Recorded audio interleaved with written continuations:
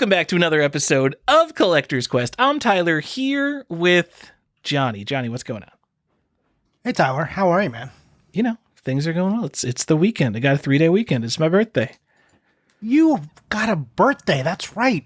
Happy birthday, Tyler. It's right. I'm 74 years old. A lot of people don't know, but I thought you turned 75 this year. I don't remember. We're on a 5. That's all I know. We're on a 5. You're 35 now, yeah? I'm 35.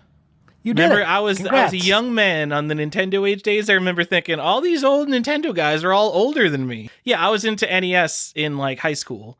And I grew up with NES because it was like the old console that people still had around, but people weren't my age who were actually collecting NES.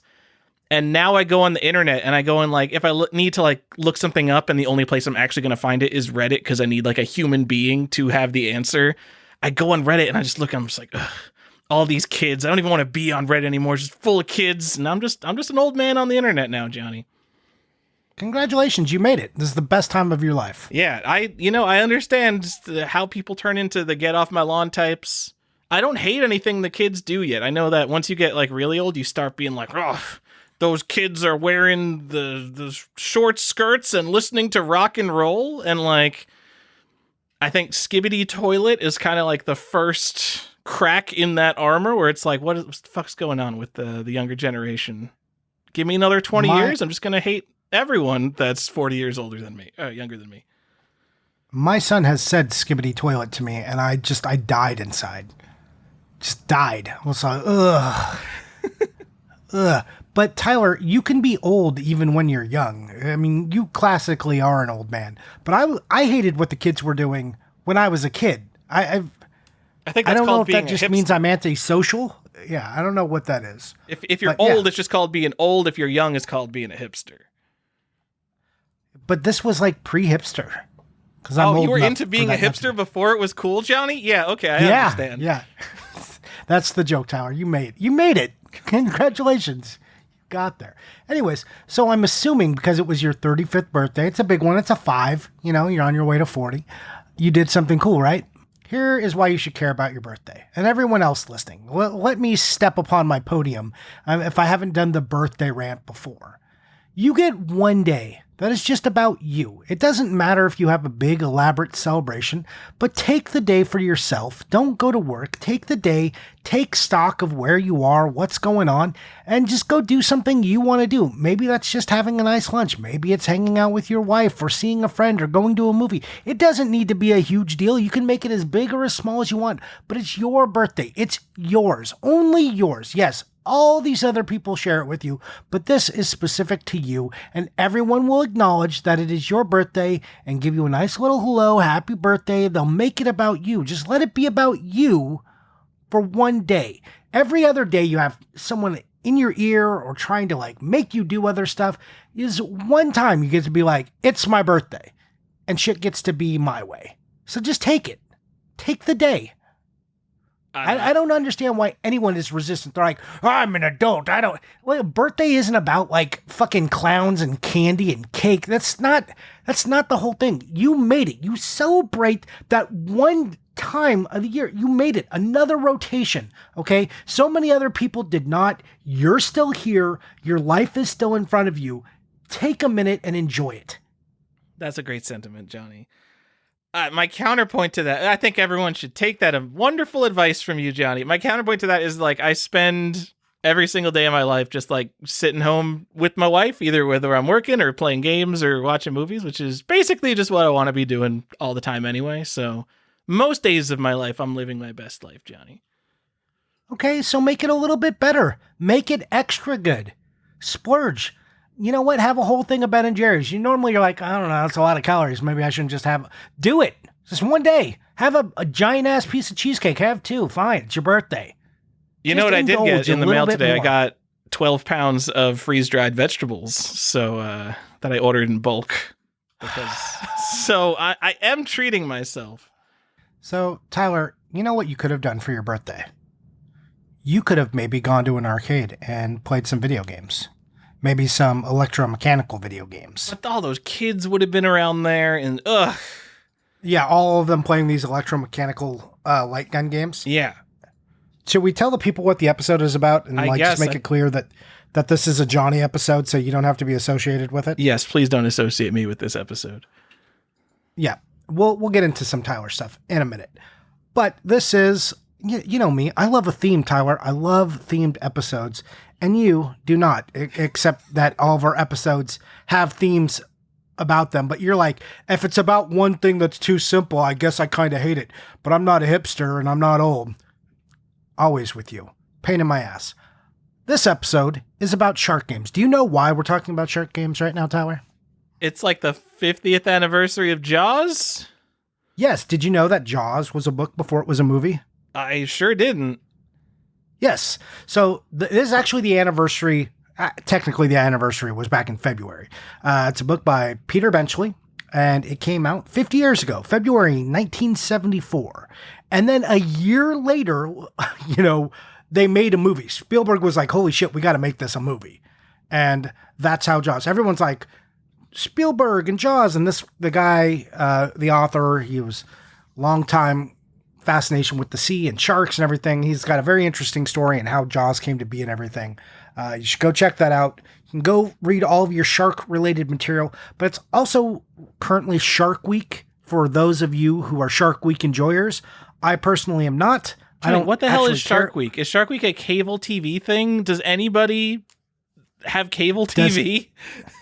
It's on Max, the streaming service it's on as well. Max. Oh, I thought it was the Discovery Channel. thing. It's also on streaming cable. Do people care about Shark Week? They must. It's been going for like 20 years at least. People care about Shark Week. I don't. My wife wants to watch Shark Week every year. It's a big deal to her. Like, she expects themed snacks. She expects time to the TV to herself. Like, she needs Shark Week time. Like, this is a thing that I have to do every year. That I know. I'm just she like, better all be right, listening to this episode because we're doing a whole episode for her.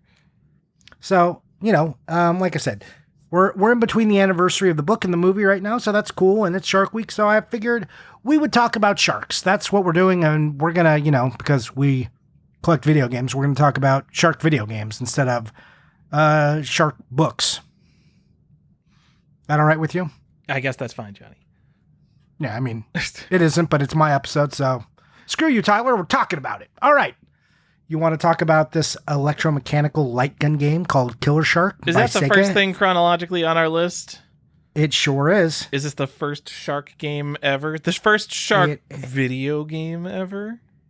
Oh, well, do we think it's a video game? And yes, to answer your questions, if it is a video game, yes. It came out, it's made by Sega. It came out in 1972. It's pretty sweet. It's got some stuff going for it. But is it a video game? So are electromechanical games video games? What do you think? No. What's So your take? electromechanical games aren't video games. Let me get into this, Johnny. So in like the 1960s and 70s, the entire genre of light gun games took off. And I think there's multiple types of quote unquote light gun games, and some of them like shoot a beam of light, and some of them have a long arm at the end of the gun. So when you're physically moving the gun to aim it, it's actually aiming the gun, the reticle, the light, whatever it is, all the way at the other end of the machine, just like this huge lever action thing going on. And I don't know which one of them Killer Shark is. But let's go back further than Killer Shark, Johnny, to the history of Sega, because the first game Sega produced was one of these light gun games. 1966, Periscope. It's a 3-player submarine game. And it's hard to exaggerate just how big this cabinet is. It's the size of like 4 Daytona USA machines lined up.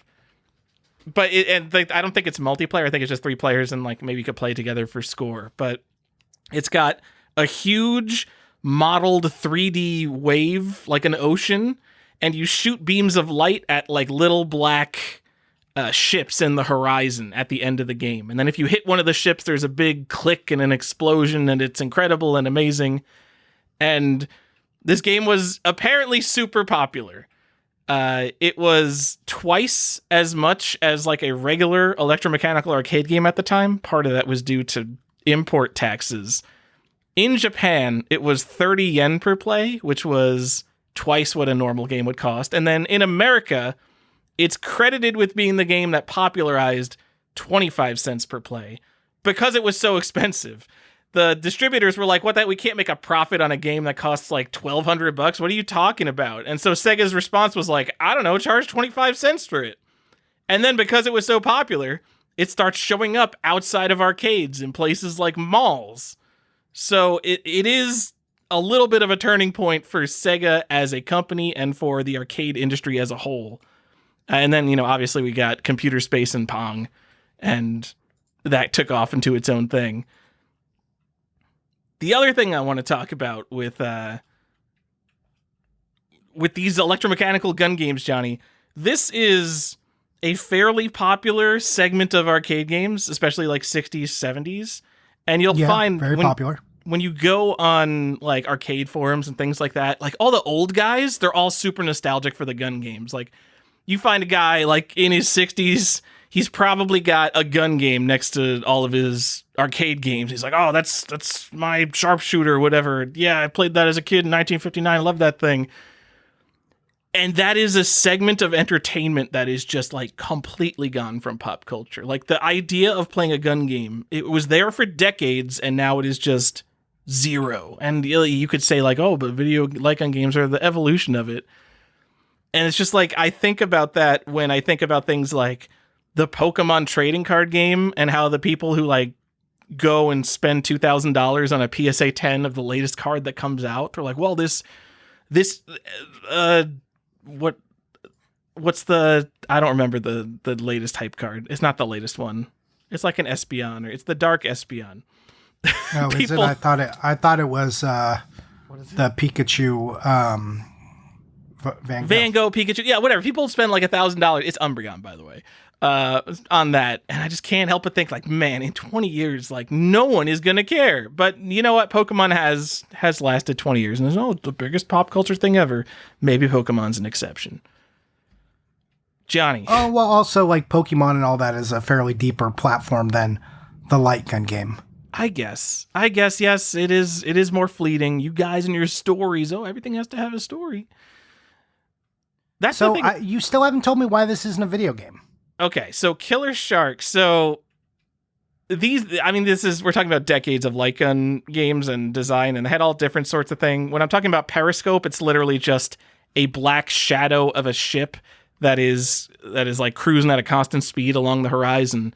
Killer Shark is amazing because it's from this era where Sega used these sort of zoetrope animations that projected in a 3D space. So the area that you're shooting, imagine like a regular arcade cabinet. It's a big blue box, and in the middle of that box, they have a projection of slides that are spinning in a circle in the bottom of the cabinet. And each slide is a slide of animation of a shark swimming back and forth. So you got a big blue box and you got this white projected shark. And it's like it looks like a 3D image of a shark that's actually floating in space. It's pretty incredible for like an early 70s arcade game. It looks, there's also like bubbles and some like little reef work, and then they've got a shimmery effect to make it look like water. So it's not just like a blue box. They've done some other things in there as well. Yeah, they have another light that projects sort of like the reflections from the top of like where the ocean would come in onto the ocean floor. Like it's a really amazing effect. It's kind of like a Pepper Ghost effect a little bit. What's a Pepper Ghost effect, Johnny? Basically when you have an image behind a mirror and then the reflection then bounces onto another piece of glass. It's like how the Haunted Mansion ghost. Where's the Pepper Ghost come in? It's the person who created it I believe their name was Pepper. And it's Pepper's ghost effect. The Pepper Ghost effect. So you use the light gun to shoot this projected shark, and then when you hit it, the spinning reels that have the animation, it switches to a different reel that shows the shark like bloodily spinning end over end because you hit it. And then it switches back to the regular reel and you keep playing the game. And it's such a good effect. So this probably, I'm just going to spitball here. Like, what could this have? Maybe 40 frames of animation in the entire game. It's projected into a space. This feels like a video game to me. Even though it is... Yeah. It's not entirely video. I think we have to kind of define video. But I mean, because it feels like a video feels like a video. Like if you're looking at it with your eyes, it's like, Oh, I mean, it certainly happening? feels like a video. But even like going to the technical definition of video, I'm sure there has to be like a signal and sync and something of some sort so that people would say it's not a video game. But I don't know, this light projection, I don't know how different is that from a real video. Even if it is not a video game, the effect is pretty much a video game. It's not doing anything that different than video games that come out a little bit later. Yeah, I don't want the pretty much. I want to confuse the people who really try to categorize what counts as a video game and what doesn't, and that's the point of this. Keep going. All right, no, that's it. So this most famously, this is the game in Jaws. So at the beginning of Jaws, there's a boardwalk scene, and pretty cool. It really it's not just like in the background, it like full frame focuses on the game Killer Shark. They thought they were being so clever. This game came out like 3 years before Jaws, so it was probably like 2 years. So it was probably like popular when they were filming Jaws. Also behind that Killer Shark is a computer space cabinet. So that pier in Jaws is just full of like amazing 70s games. Super cool. And the actual cabinet from Jaws sold in 2018 had a minimum bid of $15,000, and it did get one bid, and someone actually bought that. That's pretty cool. That's a lot of money. It is. This is this is a collectible game. Like, people look for this because it's in Jaws, but it does not come up often from what I can see. I've seen estimates in the $5,000 range for what one would be worth. But it's weird because if you go to an arcade auction, you might see like a light gun game, but you're not going to find like the one you're looking for because there's so many of them, and they are pretty rare because a lot of them got destroyed and thrown out. Also, as far as I understand, electromechanical light gun games, there were so many of them, and like a lot of them have like unique parts and stuff. So like if you find one and it's not working and you need a part, it's like, well, good luck. So maybe don't buy a light gun game unless you're like a super arcade enthusiast. But if you are, you might already have one. Yeah, you might. But we can move on to another arcade cabinet. Jaws was popular enough that people really wanted to make games about Jaws. Crazy how that happened. I think we've talked about this on the show before. Shark Jaws, yeah? We have, Johnny. Why did we talk about it on the show? Probably the movie-related tie-in game, because that's what this is. Yes, this is known as, kind of, as the first commercial movie tie-in game.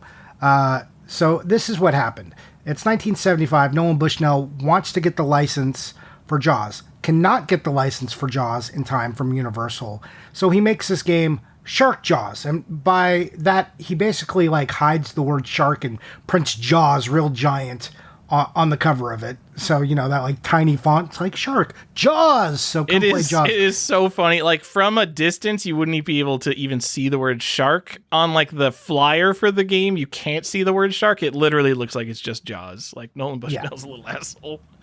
Well, he goes beyond that. So did you know how far he went to try not to get sued? So he created a second hidden subsidiary corporation called Horror Games to help isolate Atari from lawsuits about this. Yep, and then it says Atari on the PCB, which you did a good job there, Nolan. You really tricked him. Yeah. So it was considered a success. It sold about 2,000 units. This is an arcade cabinet, and the player controls a deep-sea diver trying to catch small fish while avoiding a great white shark. Weird. Have you anything more to say about that? No. It's. I think we brought it up with the movie tying games. Was this the first one? This might be the first movie tying game, even though it's unofficial and it's just whatever. I had a Killer Shark fact I forgot to put in there. You know a fun fact about Killer Shark? It has an 8-track in it, Tyler. That is not a fun fact. But the sound effects are from an 8-track. Yeah, weird. That's what they picked. It's also considered a clone of Sea Devil, kind of. I don't know why that's true. But. Okay. Anyways, that was 1975. This will not be the last foray into people trying to get the license to Jaws and failing. Spoiler. Johnny, what else do you got? Well, we go into a really exciting game. Have you heard of Shark Shark? I love Shark Shark. If you aren't alone, lots of people like Shark Shark. It was popular enough that they did a remake of Shark Shark not so long ago. Johnny, they were talking about the Intellivision game from 1982, Shark Shark. I think exclamation point after each shark, if you want to be official about it. This is basically Feeding Frenzy if you grew up in the 2000s and don't know what an Intellivision is. And if you grew up after that, I don't know, there's probably a million iPad games that are ripoffs of this. You start off as small fish, and you eat fish that are smaller than you to grow so you can eat the bigger fish. And then there's a shark going around that I think the shark can always kill you. I forget if there's a way for you to eventually eat the shark. But it's just a high-score game that goes on like that. Yep. So when this game first came out, Mattel did not think it was going to be very popular, and they thought it was going to be for smaller kids. They underestimated its popularity, and this is kind of unsubstantiated completely, but they think the initial print run of the game was only 5,600 carts. But being more popular than they expected, they had to do a second, much larger print. And here's a nice little fact for it. It was programmed by one of the first female programmers, Jae-Win So. Cool. So we got some history going on. Thank you for the history. I do appreciate the history of knowing something about a game I already liked. It's so funny that they thought it would be for kids, and I could totally see why they'd think it would be for kids, and it's because it's simple. It's just you eat the fish that are smaller than you.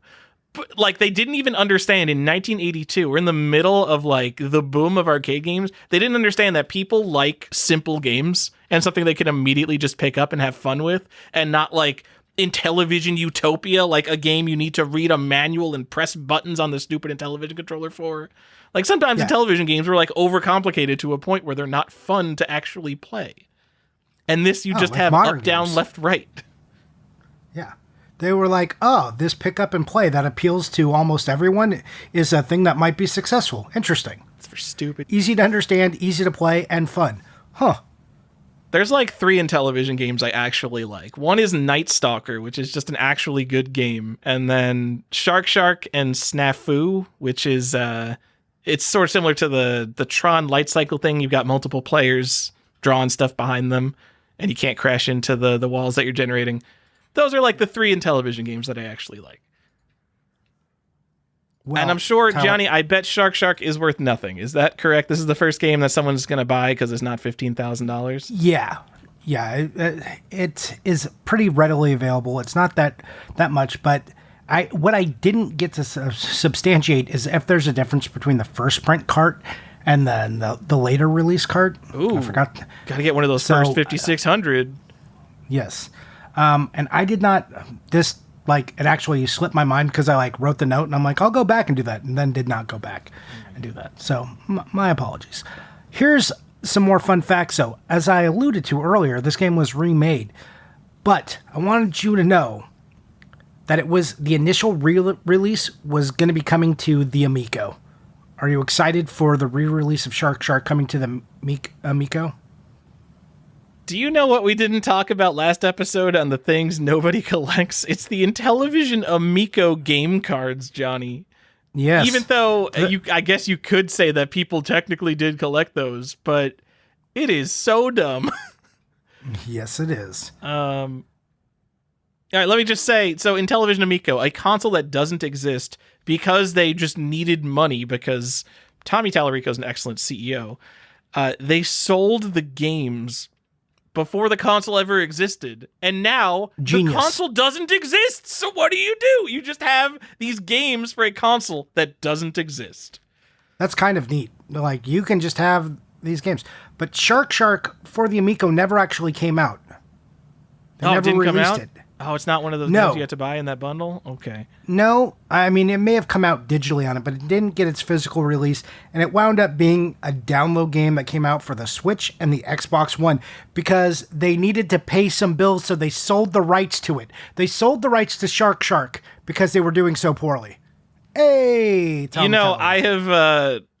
I've seen basically all of those Amico games, and man, a lot of them look pretty low quality. So I'm sure they really made their money back by dumping Shark onto the Nintendo Switch.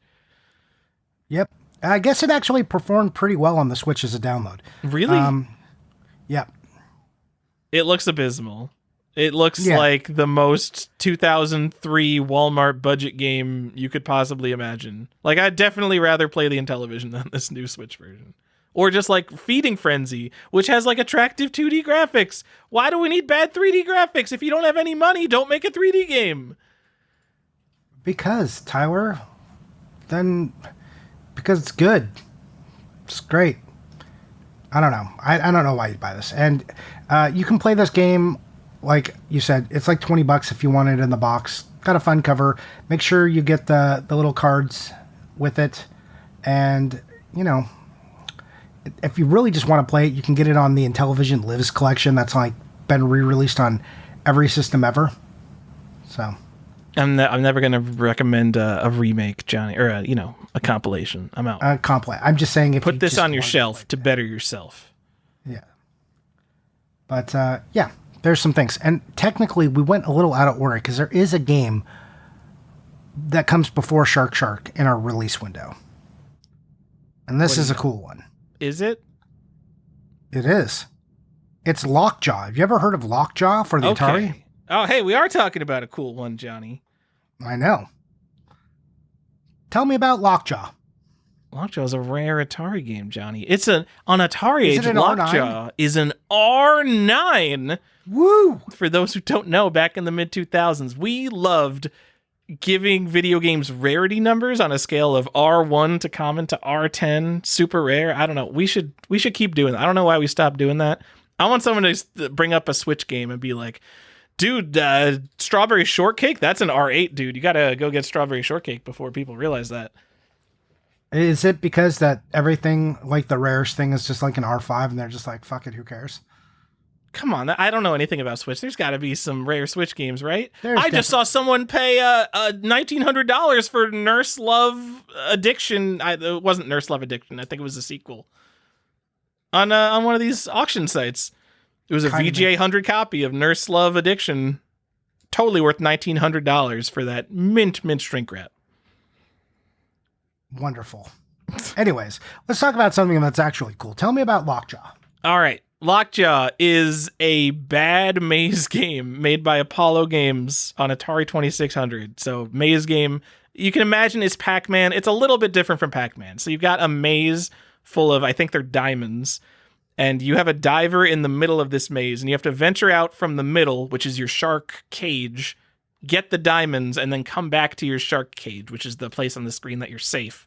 While you're doing this, there's a shark going randomly left and right across the screen that hits you and you die. So when you're venturing further out to the edges of the maze, there's a higher chance that the shark's just going to come in and you have zero time to react and you're just going to die, which is not very fun.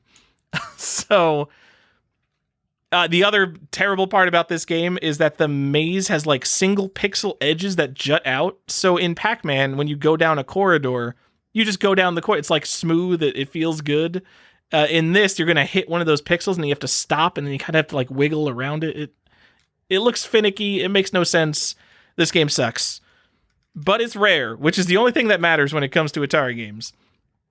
So It was called Lockjaw, Loch Jaw, like the Loch Ness Monster. And Fun fact, I'm interjecting. Whoa! The Loch Ness Monster is actually featured in this game, and I believe it is the historic first appearance of the Loch Ness Monster in a video game. Are you sure about that? That sounds pretty historic. I think a lot of people are looking for the first appearance of the Loch Ness Monster in a video game. I'm just saying, this is a theme I will be building on later. Okay, Not in this episode. All right, I like the theme. Also, when you say Loch Ness Monster, it's like a pink squid. Yes. Wasn't the Loch Ness Monster a whale penis? I don't know. Okay. I don't have a lot of history on the Loch Ness Monster. So Johnny, anyway, the only reason this game's interesting, they actually did release it as Lockjaw, but I think they actually got sued for having the word jaw.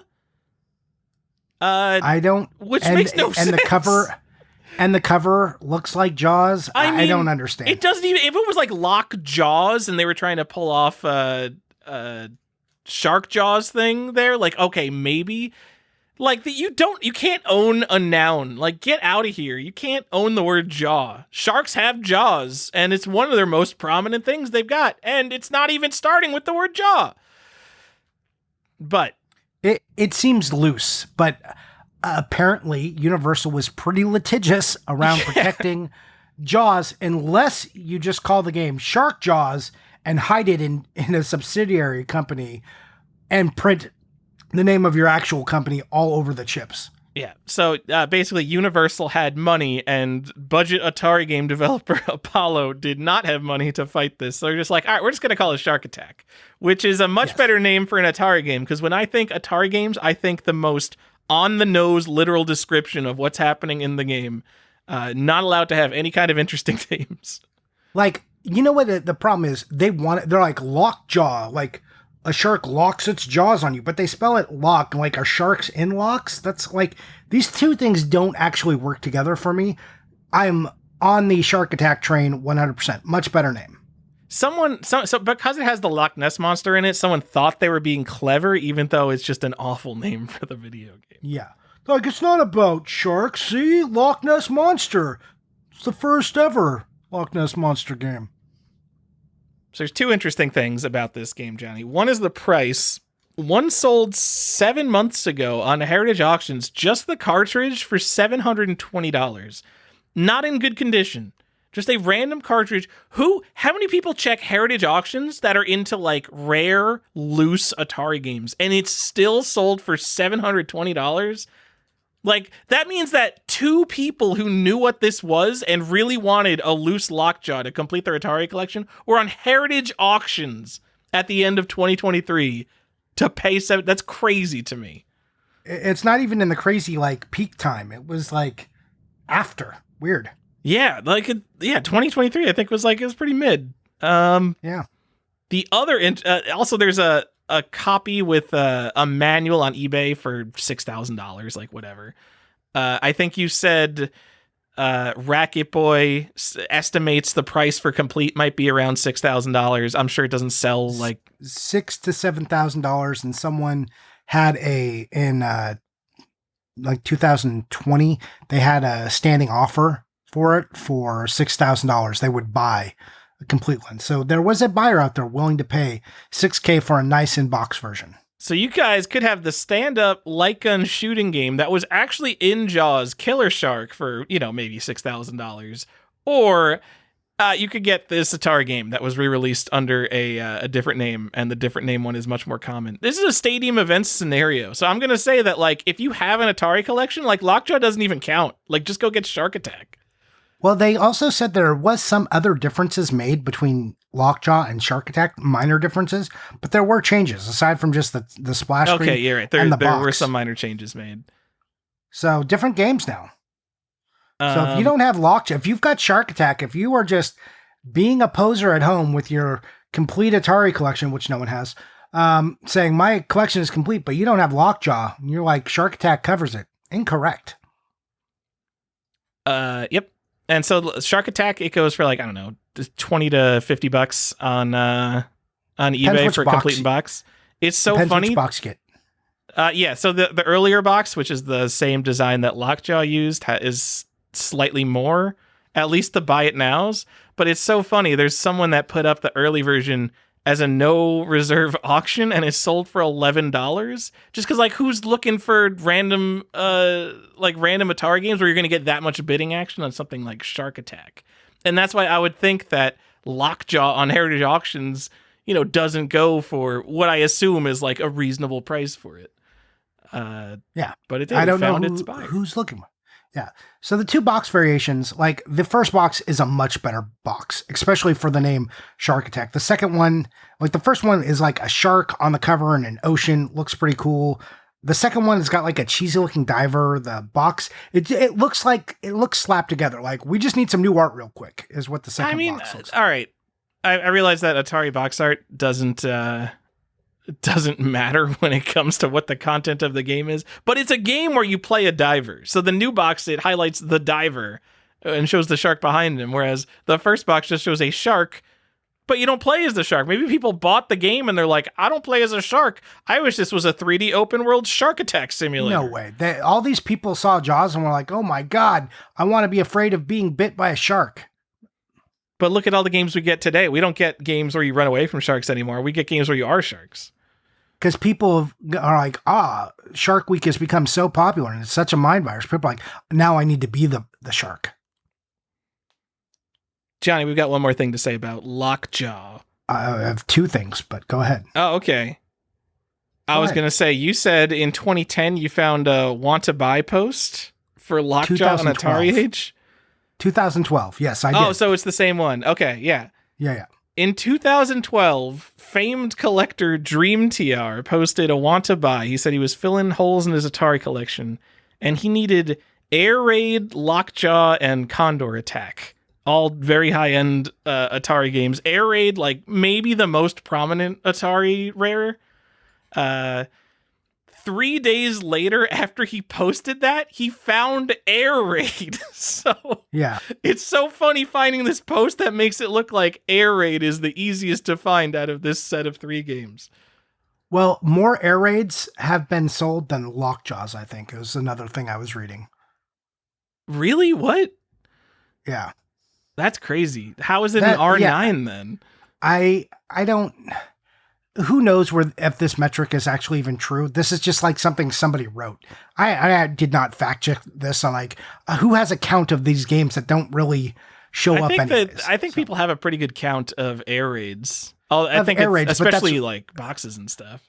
But Air Raid is a far more popular in the collector no game than Lockjaw. Yeah. So if Lockjaw was fetching Air Raid money, I'm sure we would. Yeah, you know what? If less copies of Lockjaw sold than Air Raid, I bet the cart wouldn't have sold for $700 just a few months ago. I bet it would have sold for, I don't know, 10,000 plus, whatever Air Raid sells for. Yeah. Anyways, the last thing I want to just talk about, and this because I looked it up because I just wanted to be sure. So I have always thought a loch is a lake. That's, loch, lake, Scottish. Sure, makes sense. Thing. And that is true. That's what it is. But I guess it can also be an arm of the sea that is narrow or partially landlocked. So I guess a shark could be in a loch. For all those people who understand the geography of ocean meeting land better than I, we're like, no, Johnny, lochs are also this. Let me just settle down. I looked. I've been informed. I've learned. So yeah, a loch, I guess, could have a shark in it, Tyler. But I don't think that's how I would I know that's not how I would think of loch. I always think of lakes. So is Loch Ness one of those, or is it a lake? Loch Ness is a lake. Okay. So, canonically, it's the first appearance of the Loch Ness monster, so we know it takes place at Loch Ness. Yeah. So, I don't know. Are you saying this is a biologically incorrect game, then? Yeah, I think we have some issues here. No wonder they changed the name. All right. Anyways, and I said Scottish. Yeah, it's also Irish too. So I know it's like I hear our Irish fans getting mad. They're like, hey, wait a minute. I know someone was waiting for me to do an Irish or Scottish accent there. I just disappointed them. Sorry, guys. Problematic, Johnny. Why? I'm Scottish and Irish. So you're already doing one then. You just don't realize it. Yeah. Stay tuned for the After Dark, and I will go into those accents for you. I'll just do a whole bevy of them, whatever you want. Anyways, Lockjaw, pretty cool. I still like the initial cover much better. It's more classic Atari looking art than the later cover. Fits better. Anyways, you want to talk about a game no one cares about? I disagree with you. I think this is the game the only game people will care about, but they already know everything about it. I know. Jaws on the NES, Johnny? Yeah. 1987. Hey, LJN. LJN just made a whole suite of movie games, particularly horror games. When I talk about games that are like, that I don't feature on Halloween, Jaws is one of them because I think of it as a summertime game and summer horror. Anyways, it is horror still, and LJN had the market on those back on the NES. And this is, what can we say about this game? It's about $70 if you want it in a box, 70 to 100, depending on how nice and complete you want it. It's a real boring game, Tyler. Jaws is not an exciting game. As a game itself? Yes. I mean, yeah. So, I mean, the entire game takes place on like this overhead map, and you just run a boat in between two cities. It's like a straight path, and you get random encounters, and you basically have to grind up levels until you can take on Jaws. Yep. And then you get to the big finale at the end of the game, which takes, I don't know. So long. It's so long. It's like 20 minutes. I don't remember how long Jaws take. It's a very short game though. Maybe it takes 45 minutes to like grind up, but half of it is the final fight. And then so you have this final fight and you have Jaws coming at you from like a first person perspective. And then he jumps out of the water and spins around.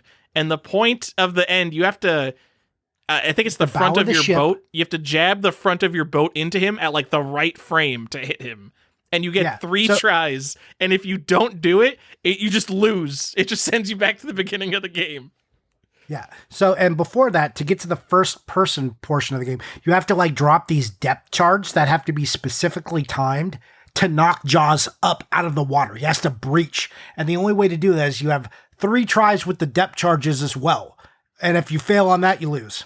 I don't remember that being a problem. I remember the jab in Jaws thing being a problem because you can't just like you think you can just like jab him, but you have to get him at like the right frame when his belly is showing. Basically, the timing has to be just right. He has to be breached, and like you got to nail. And he's like moving, like he's weaving around, and you have to wait. It's a game where you need to be patient.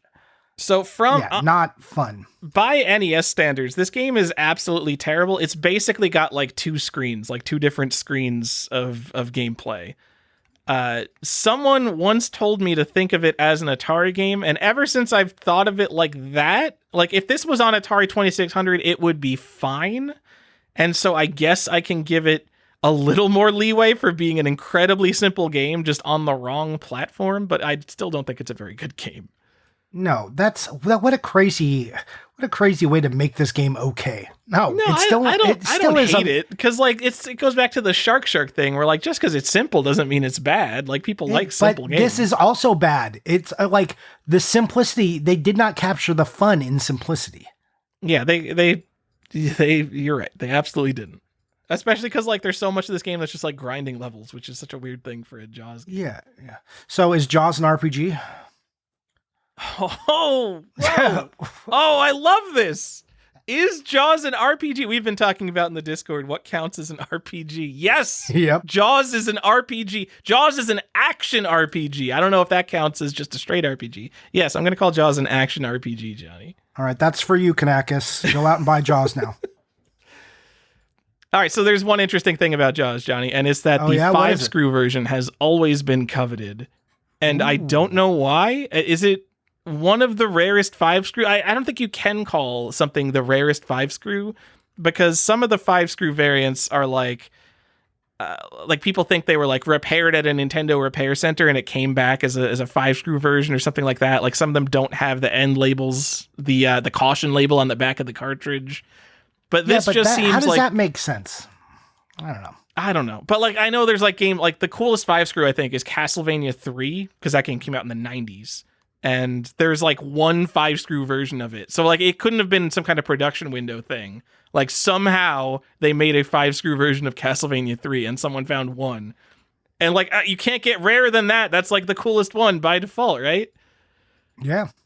There's an old list on Nintendo Age. Like you'd have to look at the Nintendo Age archive of like the rarest 5-screw games, and they go over like some documented copies of like oh, what are some of the 5-screw games? We only know like 1 or 2 of them were ever found. And Jaws isn't one of them, but it is one of the more popular and rare ones in terms of 5 screws. Johnny, one just sold like a week ago. What do you think it sold for on eBay? Not best offer. Buy it now. Cart or CIB? I don't think it matters. It's just the cart that's different. Also, it has a little bit of label damage, so the corners at the bottom are both like peeling up on the cartridge. $800. Yeah, $900. Yeah. What? So what I'm cheating because I'm looking on price charting. I had this one pulled up for this. I just don't understand. Like, what? So I like variants. I just don't understand. Like, some of them, like, this just seems like this happens a lot, I guess, in video games. This is just like a variant that got really popular with a niche group of people for some reason, and now it just has like way more value, even though we live in a world full of variants that no one cares about. Yep. This one, it infected people's minds, and Sharks are popular, Jaws is popular, and this one made it through. I want to just talk about the price graph for this game, just real quick, as enjoyable as it is to talk about a visual implement like a graph. So this game, like you said, always was kind of like in the know, but in like 2020, it was like $100 for this cart, and people were still buying complete box for like $300. Something starts to happen in 21. I wonder what it was. What was going on in 2021? The world collectively lost their minds. Yeah. And they did with the price of this game. It jumps on a CIB up to $600, and then loose carts are going for $300. But Tyler, it goes further, because as we had that madness in February, March of 2022, suddenly a CIB sells for $2,000 and loose carts are going for $600. And it continues that trend. There's a big dip in like 2023. But now, if you look at the graph, they're still saying a CIB is like $2,000. And just until like June, it was at like $1,000. And this recent sale ticked it down for carts to $800. But that is insane. Also, if the box is the same, just buy the cart and then go spend $50 on a box. Don't be insane. Don't spend $1,000 extra on a box. I think everyone in the market for this knows that the box is just the No Reve Jaws box. You would think, but man, what the shit? Is it No Reve? Maybe it's a Reve, and I forgot if there's a Reve box or what. Oh well, anyways, Joe will complain to me whether there's a Reve no Reve box for Jaws. Yeah, there's a Reve box, but I think it still comes with the 3-screw cartridge normally. The crazy thing is, like, this $800 sale seems like a lot, but there's been reported sales for $1,200 and $1,500 for this game in the year 2024. So, and in the end of 2023 through mid 2024. So, I like old stuff, but man, so the combination of everything here. So NES, I think, has timeless appeal. Jaws, I think there's a little bit of boomer appeal going on there. I think old people like Jaws 100%. More than Gen Z likes Jaws. Old people love Jaws. But boomers like love the Jaws. 5-screw variants, like how many people are alive who care about 5-screw variants? And do you think that number will go up or down over time? Like, does anyone collecting Nintendo Switch care about like rare 5-screw NES games? This is such a niche category to be paying $1,000 for a loose, bad condition Jaws. New scale, Tyler. This gets a perfect boomer score. It's got NES appeal, boomer. It's got a movie for boomers, Jaws, boomer, and it's a niche item that boomers will care about. We've got 3 booms here. It's an LJN game, and the LJN podcast is hosted by boomers. By boomers, yeah. Also, to all my Gen X friends out there, I call you boomers because complaining that you're not a boomer is the most boomer thing to do. Okay. And assigning generations to people is the most millennial thing that anyone will do, right? So, yep. Yeah. Okay. Anyways, now that we can get away from that stupid fucking conversation, Johnny, let's talk about our star signs. Like, those matter as well. I saw, it was probably like 2019 Portland. I saw a Mike Tyson's Punch-Out 5-screw, and it was $500. And I was like, man, that's cool that someone has it. Like, I maybe want to own that one day, but like, I'm not going to spend $500 on it. And now, like, there's a bad condition one that just sold for $1,000 on eBay. Like, the 5-screw variants are out in force. There are people out here buying the rare and desirable 5-screw variants.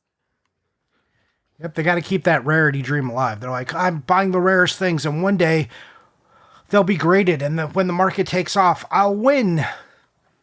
I just want to point out the comparison here, Johnny. A Lockjaw Loose sold for $700. This is a game that Dream TR, like a collector, if you don't know who Dream TR is, like literally just imagine a video game collector who has everything. He found multiple NWC golds, like 7 of them, I think, just by calling up the people. Like, this is a really famous old 2000s collector. That game sold for less than 5-screw Jaws. It's true. And I would... famous amongst video game collectors on Nintendo Age. And Atari Age. I think fair. We were talking at one point about video game collecting Mount Rushmore. I think that Jason Wilson would go on there. Didn't we put him on there? I think we probably did. Yeah, I think we did. We're going to put Josh Byerly up there? Josh deserves to be up there, too. What a cool guy. Maybe Josh. Maybe. If there is, for super garbage collectors, he will be on my Mount Rushmore. Sure. He collects a lot of good stuff, but he is willing to take in all the bad stuff too, and that is a special kind of crazy, which I identify with. Love it. Love you, Josh. Anyways, shall we talk about less desirable things now? I guess there's more. Because I think it's all downhill from here, and we can kind of speed through some of these, Tyler. Great.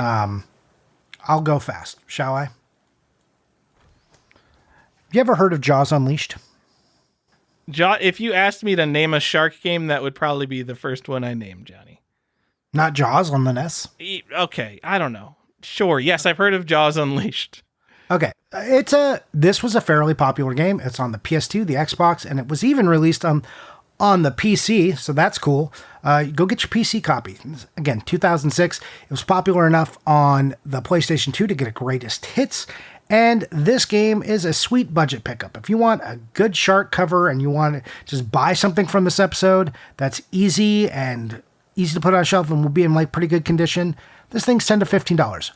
Whatever version you want, whichever one of these, $10 to $15, easy peasy. This game takes place in the same universe. It's in Amity, right? It's 30 years after the movie, but you are finally the shark. We finally got there, Tyler. You are the shark. This is the first game we're talking about that we even play as a shark. It's so weird that it took this long to get here. There's probably some other game where you're the shark. This is not a comprehensive list, but let me tell you just a little bit more. And I just love that we have these little threads that keep tying themselves together. This game had mixed reviews, though it was very successful. It was voted in the GameStop Awards in 2006, big prestigious award, the worst game everyone played. Historic, Tyler. Okay, so this game is a piece of history, you're saying. Yeah. Yes. You know, I don't hate that. I mean, all right, it's $10, whatever. If you want it, just buy it. Yeah. But yeah, that's what I'm saying. It's an Easy open pickup. world shark simulator, and it's not like a continuously loading open world, like you hit the edge of a zone and it loads, whatever. But like that's not a genre that really exists outside of this and like Maneater and some other Jaws games. So I think it's cool. I think if you like unique and weird games, I think like if you buy like Japanese stuff because stuff doesn't exist like it in America, I think there's a place in your collection for Jaws Unleashed just because there's not really anything like it. Well, and this is the point in which we transitioned to being the shark too. Everything else was about you fighting Jaws, and this is about Jaws fighting back. And the shark games going forward, you now are the shark. They've learned, they're like, you know what? People just want to be the shark. No one wants to be scared of the shark. They want to be the fucking shark. So here, we've done it. This is the transition point. This is where everything flips. Anyways, I want to ask you if you know this, and I don't know why you wouldn't know, but do you know who the music producer was for this game? Or the composer, I mean? Do I know the music producer of Jaws Unleashed for the PS2? I'm sorry. Composer. Yeah, do I know the composer, Johnny? No, who's the composer of Jaws Unleashed? Tommy Tallarico, baby! Oh! Now this game's really a piece of history. Yeah. So you are given... I just like that. It's weird all the shark stuff is tied together. Oh, yeah, it does tie together because Shark, Intellivision, Tommy Tallarico. Yeah. We've got Both look. things that crashed and burned. Jaws Unleashed and Jaws Unleashed was successful, so it didn't crash and burn. We've got multiple Jaws lawsuits, copyright infringement left and right, and then suddenly just Jaws games. Things becoming the shark. I love when a theme just like pilots itself. I love it. Anyways, let's go on to the next version that does have some collector appeal to it. There's a lot of 3DS guys out there, so they probably know about this game. Jaws Ultimate Predator. You ever played this one? Oh yeah, who does this? Is another. This was 2009's worst game that everybody played, Johnny. Yeah. So here's a thing: is it 2009 or 2011? No, it's 2011. 2011. There's also a Wii version. So just real quick, but the 3DS version I want to talk about specifically. It's like the Wii version's like $20, easy, but the 3DS has a version. It's the first version, and it came with a lenticular cover. And this is one of these shitty lenticular covers, so it's just glued down to the front. So you've got the regular game cover behind it under the plastic, and then you've got a lenticular cover glued to the front. And this is one of those. But this is kind of collectible. It goes for like $70 to $100 if you want this lenticular cover. But just be careful, because there's no real way to tell the second print and the first print apart if the lenticular cover falls off. They have the same barcode. But there is a second barcode, because I was looking, I'm like, hopefully these games have different barcodes. And I found a different barcode, but do you want to know what that second barcode was for? What is it for?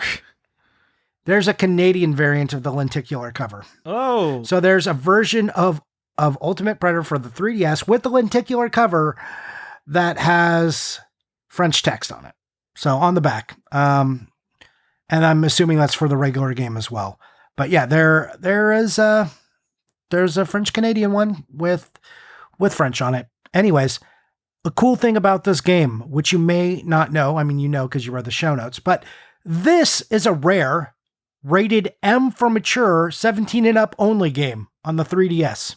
Pretty cool. I think that's cool. I bet there's if you're collecting a set, I think the set of M-rated, like any kind of M-rated game on Nintendo platform, I think is kind of cool. Maybe there's like a ton on Switch. But yeah, I remember looking at footage for this game, and like it's a stupid game. You're a 3D shark swimming around, and like there'll be a guy like water skiing, and you just jump out of the water and just completely obliterate him into like a pool of blood while he's screaming. I'm like, holy shit, this is a DS game, like a 3DS game. What? And then I saw it had an M rating. I'm like, what adult is buying a game where you play as a shark and eat water skiers and swimmers? This game is so crazy. Yeah, it's wild. I love this game. Like, it's so obviously a budget kids game, and they're just like, nah, fuck it, whatever. We could go M. Like, the parents are going to look at it. It's a DS game. They're just going to buy it. I mean, does that give it more appeal for kids because they see that 17 rating on it? I think probably, yeah. Like, what? Are your parents not going to buy you a shark game? Yeah, it's rated M because of the violence and the gore. Hey, but the Wii version is only rated T for teen. Do you want to know why it got the teen rating? Why? For violence and gore. Well, so that's what's funny. If you look at footage of the Wii game, there is so much less blood. And like there's a little bit of blood, but it's like, all right. And like in the 3DS when they explode into blood. So they knew that selling an M-rated Wii game might be hard, but they were just like, for the 3DS, like whatever. Maybe people don't even look at ratings of 3DS games because like it's only kids buying it, quote unquote. I don't know. That's so weird. It's a weird little footnote about these games. So that means they're not exactly the same. Also, because one's on the 3DS and one's on the Wii. Anyways, this is not in the Jaws movies. It's not also related to Unleashed. It's nothing to do with that. It's just its own standalone thing. So if you're looking for canon, there's no horror narrative tie-ins. There's none of that going on. Except Jaws. You know, before we go on, Johnny, we've got some people out there who collect steelbooks just for the format that I know listen to this show. I'm talking to you right now. I think that the set of lenticular covers is cooler. One, because you actually use a game with a lenticular cover. Like Clay Fighter is on Super Nintendo. Like you would use that box, whereas most, I would say, steelbooks come separate from the actual packaging these days, which is crazy. But but I also like that they fall off so frequently. Like, I thought that this was under the plastic of the 3DS case originally, but no, it's just literally glued on top, so it could fall off, and I bet a lot of stupid kids did peel this off. And so Tyler, I think that gives it like a better rarity factor. Don't go into it too much because we're going to have a whole episode on lenticular covers. Oh, man. All right. I can't wait. Rygar. Because there's more on the 3DS. And there are different types of lenticular covers. There's some that's like slip covers, like just a sleeve, and there's some like this that are just glued onto it. And we'll talk about it. There's a whole subset of lenticular covers, and we're going to bring them to you on an episode coming soon. Hey, all right. We had to do the shark episode. We couldn't have done that. Like, I'm way more into that, Johnny. Come on. Yeah, you got to give me my theme episodes once in a while, okay? All right. And I made sure at least it had weird, obscure Atari bullshit in it, okay? I did my due diligence. Anyways, cruising into current times, we arrive with Maneater. Do you know what Maneater is? I think everyone knows what Maneater is. I do. Like, talk about 2006 worst game everyone played. I remember like seeing ads and people talking about this game. I guess because it is a unique theme, but it's just like a modern day Jaws Unleashed, right? It sure is. Better graphics, better gore. Maneater. It's on the PS4, Xbox One, and that came out in 2020. And guess what? It's $10. But in November of 2020, it was released on the PS5, and that's about $30. And in May of 2021, this game even made it to the Switch. And guess what its rating is on the Switch? Is it M? It is M. Wow. Yep. So... yeah, this is a higher quality. You make it sound like a surprise that a video game made it to the Switch, like the console with every video game. I know it's more of a surprise if the game isn't ported to the Switch. True. Anyways, yeah, it's just like a more high quality version of Jaws Unleashed. It's a little bit arcade like. It's repetitive, but it's fun. There's a simple joy in this game that people like. They also released something called the Apex Edition, and this is nothing to get that excited about. This is just the base game and the DLC. So if you don't have the DLC, then this is a pretty good buy because it's like $20. But physical copies of the Apex Edition, at least in the US, are only on the PS4 and the Xbox. The other ones you'll have to, if you have it on the PS5 or whatever, you're just going to have to download that DLC. So sounds like I'm getting the Apex Edition on PS4, Johnny. That sounds like. Is this not on PC? Did they really never release this on PC? You know, it probably is on PC. I just didn't look at that. Okay. I think, like, similar to Jaws Unleashed, I think this game is kind of interesting just because there's not that many games like it. Also, yeah, this game's totally on Steam. They call it a Shark PG, where they capitalize the R in shark and then add PG to the end of it. So, if you're worried, though, that Jaws hasn't done anything since 2011, Tyler, have no fear, because Jaws will be in the Funko Fusion game coming out later this year or in 2025. The Funko Fusion game? If you haven't seen, this game looks like madness. I don't know what's going on with Funko Fusion game. Go watch a trailer for that. Do they know that, like, the Toys to Life craze happened 10 years ago and that's not a thing anymore, and they missed the boat? A boat that they could have capitalized like crazy on. Can you imagine, like, back when Funko Pops were even more popular? I know. How did they fuck that up? Yeah, they have all these licenses being thrown into this game. It's like, I think it's like a lot of horse elements are in this game too. So I don't know. Funko Fusion's going to be weird. It's like, I don't know exactly what's going to go on in that game, but the trailer for it is madness. So go check out the trailer for Funko Fusion. I won't. So I have an issue here because we started out strong with Sega, but then I just didn't see any Sega Shark games. Did I miss them? Did you see any? It was like the first one we talked about was Killer Shark. I said we started out strong with a Sega game, and then after that, yeah, sorry, after 1972. Why do you think Sega needs more Shark games? Name a Nintendo Shark game. Jaws. That's an LJN game. Like, I could just find a game on a, like, Echo the Dolphin has sharks. Like, we'll talk about Echo the Dolphin. Look, what's up? That's a dolphin game, dude. Sharks are a whole genre. It's like the enemies of the game are sharks. No, it's not a shark game. That's a dolphin game. Donkey Kong Country as a Nintendo game doesn't count. No. Anyways, I'm just saying, like, and they've got games they've got like Sewer Shark and Fire Shark, and there's a game called Tiger Shark on the PS1. It's just, I don't know. Not a lot of shark games happened for the Sega. I just thought you would see some. I don't. That's such an obscure theme or genre of a game that, like, I'm not that surprised. I mean, they didn't even get any Jaws ports. You would think Sega would have been like, let's get some Jaws up in here. That is interesting. Well, maybe it's because the Jaws game was kind of bad, but also it's pretty common, so it probably didn't sell that bad. Yeah. Maybe Sega had standards, and they're like, you know what? We could put Atari games on Nintendo, but Sega Genesis, this is... I'm going to stop you right there. No. Standards, get out of here. No. Okay. Anyways, I have some bonus content for you. And not just Game Sharks. Okay, because that's a thing you could, if you want to draw in. I'm not in. That's the episode I wanted to do instead of this, but we'll do another Game Shark. I guess we're going to do that next year for Shark Week. We'll do the Game Shark and cheat device episode. Yeah. All right. Game cheats. Pencil it in. Be a shark with Game Shark. All right. Is that a real thing? If you hate yourself or someone else, I've got a couple of recommendations for you. Baby Shark Sing and Swim. Baby Shark Sing and Swim Party. This came out in 2023. It is on the Switch, the PS4. The PS4 has a nice PS5 upgrade available. It's one of those games. But it also did come out on the PS5 and the Xbox.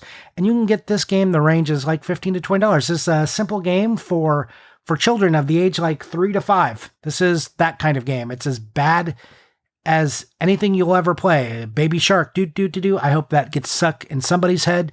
I'm not going to sing any more of it. Probably we will get sued. That's like the whole song, basically. It just repeats different words. Yep. But it's funny because usually like Nintendo games carry some sort of premium, but because the Switch is also more of the console for children, more of these games sold on the Switch. So the Switch is actually the cheapest way to play this game. If you want it on the PS5 or Xbox or PS4, it starts to be like a $20 game rather than a $10 game. So something to know. And I just want to go back. Collectors always pushing up prices in weird ways. Yeah. I mean, all the set collectors out there for the Xbox are like, God, Jesus Christ, another one of these. I got Peppa Pig. I got just every bad television show for small children. They all have games. It's terrible. Anyways, I want to take you back to 2004, and we can make some jokes because there was a movie called Shark Tale. You remember Shark Tale? Shark Tale was DreamWorks Finding Nemo. Yeah, basically. And it's got Will Smith in it, so this game slaps. That's my joke. Anyways. God, you've been waiting the whole episode to say that one. Yeah, just I did a video on Instagram where I already used this joke. Okay. So that's recycled. But it did come out on the GBA. It's $20 on the GBA. And it also has a GBA bundle. So you can just buy Shark Tale, but there's also Shark Tale with Shrek 2. Like a 2-pack, but it's all on the same cartridge. It's $25. It's also on the GameCube. This game is cheap pretty much on every system. It's kind of crazy because even GameCube Premium, it's a $10 game. PS2, this game was successful enough that it got a greatest hit. It's $10. The Xbox, $10. And it also had a bundle, but this is kind of a unique bundle on the Xbox. If you're a collector, this is the interesting one. This is a platinum hit game, and it's bundled with Shrek 2. But it's not a regular platinum hit. It's a platinum family hit, and that's the only way this bundle comes. So that's kind of cool, right? Right, Tyler? I guess that's kind of cool. Right? So Xbox has like multiple levels of platinum hits. There's platinum hits, platinum family hits, which there are 17 of, best of platinum hits, which there are 20 of, and best of platinum family hits, which there are only 2 of, Madagascar and Shrek 2. Pretty interesting. Now you guys know everything you need to know about original Xbox budget labels. Woo, go collect them. Don't say go collect on this show. Go collect. Anyway, stupid. Just a bunch. I can't help myself. Anyways, There is something else, though. These games aren't really collectible. I mean, the Platinum Family at one's like $25. These games don't matter. It's garbage. It's cheap. Unless, Tyler, unless you buy Shark Tale in one very specific format. Are you ready? I am so ready. Everyone's talking about Shark Tale. On the GBA. But GBA video, Tyler, if you want to watch the Shark Tale movie, you can do so for a cool $50 to $80. Does that sound cool to you? I doubt you get the entire movie. Do you get the entire movie on that thing? There's no way they put 90 minutes of video on a GBA cartridge. I have no idea. Okay. I would never watch one of those. Are you kidding? I'm Captain. I don't want to play on a GBA because I like a big screen. You think I'm watching a movie on it? Gross. Anyways, but that's not even the collectible one. That's like $50 to $80 for the box version. You can get like the card only for like $25. But there is a rarer, more expensive version of Shark Tale, and that is a 2-pack. It's another 2-pack with Shrek, but instead of being bundled with Shrek 2, it's bundled with the Shrek 1 movie. It's all on one cartridge, and it's pretty expensive, Tyler. If you want a copy of this in box, it's usually a minimum of $100 and copies selling for over $170. That's a lot of money. But that's I mean, a lot whatever. of money for Right. Shark Tale and Shrek. I think that the GBA video series is kind of neat because it's such a weird thing that would never happen now. Like, can you imagine Nintendo distributing movies on Switch cartridges? Like, it just wouldn't happen. No. Also, Shark Tale GBA video, that actually is the full movie. That's actually kind of cool that they put, like, I'm sure it's compressed out the absolute ass and it's just the worst thing ever. Cause we had UMDs had to exist where you had like optical discs with movies on it for PSP and like the resolution of the GBA screen. I'm sure it's just the worst thing ever, but kids have no standards, of course. This made me more interested in GBA video, Johnny, knowing that there's actually full movies, because you remember products like Hit Clips and things like that. Oh god, like you got like 30 seconds of a song. You didn't even get like a full 4-minute song. So I thought that's what GBA video was for GBA. No, full stuff apparently. Pretty neat. All right, so forget about Shark Tale and just get Shrek, the thing with actual cultural relevance. Yeah, Shrek 5 coming out next year. It's been announced. All right, cool. Are you excited? I don't think I've seen Shrek 4. Is it Shrek 4 coming out? Was there a Shrek? No, I haven't seen Shrek 4, so I don't keep up on my children's franchises. I haven't seen Cars 3 either, Johnny. Oh. But I did see Cars 2. Cars 2 is kind of the tipping point in my life where I'm like, you know what? I just don't need to watch movies anymore because some of them are just awful. Like, oh man, Cars 2 really changed my outlook on watching animated movies. And I'm sorry for everyone who's made a good animated movie since then, but that movie just really killed me thinking that every Pixar movie was going to be an amazing cinematic I don't think experience. Cars 2 done by Pixar, or was that when they like released it out to Disney Animation? Or was that for Planes they did it? Yeah, I think you're thinking of Planes. Yeah, Cars 2 is definitely Pixar. Yeah, that makes sense. So did you not see Inside Out? No, I saw Inside Out. Inside Out's good. No, I still watch them sometimes. I just like, if I don't think something looks good, I won't watch it. Whereas before, I would watch like every Pixar movie. And like DreamWorks I don't watch DreamWorks movies. Yeah, DreamWorks, you got to be like something specific for me to. You got to like tell them, oh guys, check this one out. This one's a really, really good one. Like then I'll look at it. Did I already tell this story? I can't remember. No, it was over 4th of July. I took JD to see Minions, or Despicable Me 4 or whatever. And he got sick. So it was cool because he got sick within the first 10 minutes. So it was too long to get a refund, and we'd already bought concessions. So that was neat. So I saw the first 10 minutes of that movie. Oh, was it good? No, it was actually, I actually like the Despicable Me movies. I think they're fine. We watched them with JD. This one was going south really fast, and I was kind of relieved I didn't have to watch the rest of it, but he was so sick and he was screaming in a bathroom and people were like checking on us. It was Jesus. Like, are you okay, sir? Cause there's like these tiny bathrooms like that are downstairs but most of them are upstairs. The worst idea in movies ever is to take your movie theater and placed the bathrooms upstairs and far away.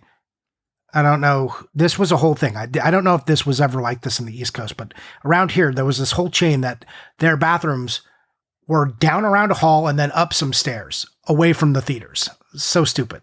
So if you had to pee in the middle of the movie, you were going to be gone. Well, maybe it's encouraging you to not get up and disturb everyone in the theater. Yeah, maybe but think about your somebody's actions. going to. It just makes a bad experience.